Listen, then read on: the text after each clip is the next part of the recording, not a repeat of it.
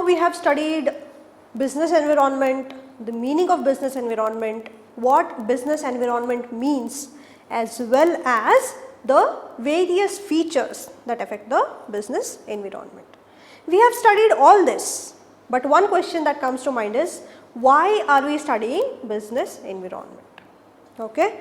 So now I am going to tell you the importance of business environment, the importance of studying this business environment. Okay. So we have 6 points here that I will be explaining it to you. Okay.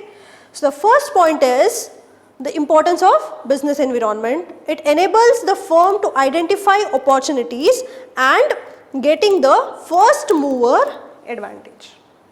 So here, so the important words in this sentence are enables, identify opportunities and first mover advantage. Okay. So the importance of business environment is it enables the firm to identify opportunities and getting the first mover advantage. So I will give you an example and explain how this point works. Okay.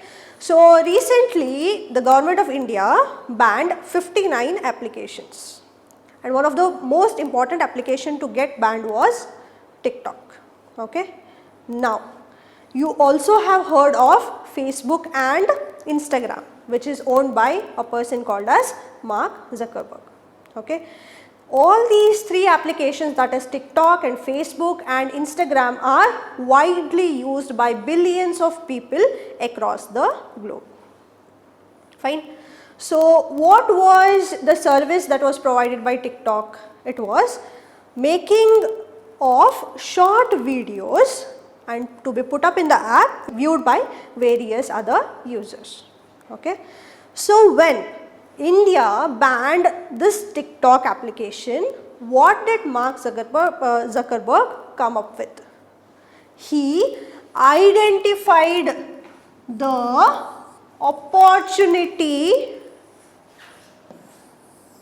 which presented in the form of banning of TikTok, and he came out with a new feature in his applications called as Reel-It, which is very similar to TikTok, and he was the first person to introduce this kind of application after the ban of TikTok. Understood how this helps? Understanding this business environment helps you to identify the opportunities that are presented to you, to your specific business, then getting to the first mover advantage. And the next point is, it helps the firms to identify threats and early warning signals. Consider the same example that we had in the first point. Okay. TikTok is an application, and the threat to that application was security concerns. Okay. It took the location and the data used by the users without their permission.